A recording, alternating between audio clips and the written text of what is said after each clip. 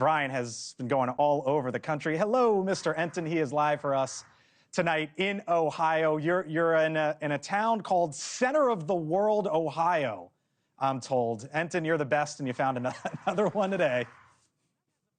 Yeah, it's so interesting. You know, we were driving down I-80 and we saw it on the map and we figured we might as well check this out. Look at this sign, Center of the World. What does it mean?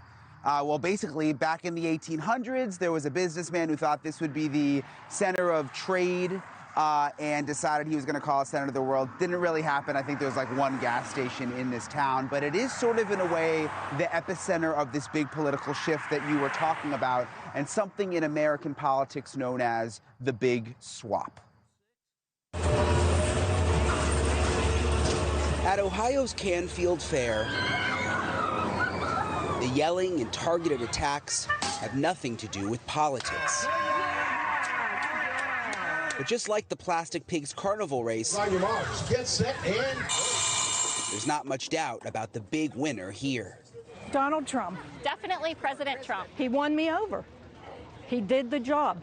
At the county Republicans' tent, a steady flow of people picking up Trump signs and T-shirts. I don't know which one to get. Trump's America First policies have scored big here, fueling a populism that has upended politics. The city workers, union workers, he looks out for us in a weird way, and he does care. Conventional wisdom was that areas just like Northeast Ohio, its manufacturing base and blue-collar neighborhoods, were the bedrock of the Democratic Party, especially in tough economic times. While those living in swanky neighborhoods, usually college graduates with high-paying jobs, generally voted for Republican platforms like lower taxes and deregulating business. Today, that's all changed. How much education that you have, formal education, shapes how you vote now more than ever before. Political science professor Joshua Zingher calls it the diploma divide, a realignment based on how many years a person spends in college, exposed to more liberal views on issues like abortion, gender identity, and immigration. Generally, we see people with higher levels of education have more liberal attitudes on these culture war issues. Voters like Steve Sozio, a retired lawyer in Cleveland who volunteers his services at the southern border. What these migrants are doing are actually fleeing the type of people that Trump accuses them of being. Two of the people I counseled were policemen.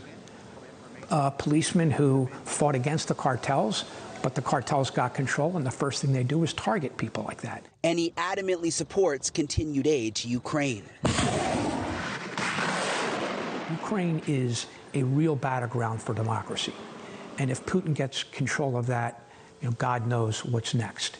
While there are more college grads in the U.S. than ever before, they often settle in urban areas to be near jobs. It means states with smaller cities and fewer college grads, like Iowa and Ohio, have turned more red, while states like North Carolina and Arizona, which are luring more college graduates into their workforce, are now in play.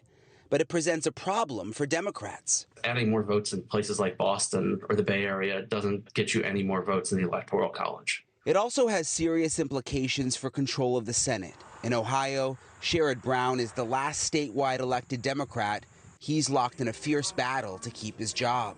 We give him high marks. Scott and Ann O'Donnell are longtime friends and supporters. And I'd see him at the grocery store on the weekends waving at him. But no, I admire him, and I think he does what he thinks is the best for the people in Ohio. He has voted with Biden numerous times. Yeah, I'm not voting for him. Increasingly for Democrats in Ohio, politics may seem a lot like a carnival game, with odds stacked against winning the big prize. And it really is interesting, Blake, when you think about the fact that Ohio was so important and that it was a swing state up until 2020. Driving around today up and down the highway, you see almost all Trump signs. I've barely seen any Harris signs. Blake? Brian Entin, fantastic once again from Center of the World, Ohio, for us tonight. Brian, we'll see you tomorrow. Thank you, sir.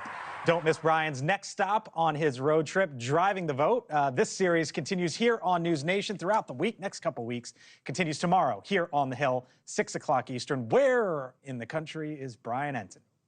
Thank you for watching, and make sure you go to joinnn.com to find NewsNation on your television provider. And don't forget to click the red subscribe button below to get more of NewsNation's fact-driven, unbiased coverage.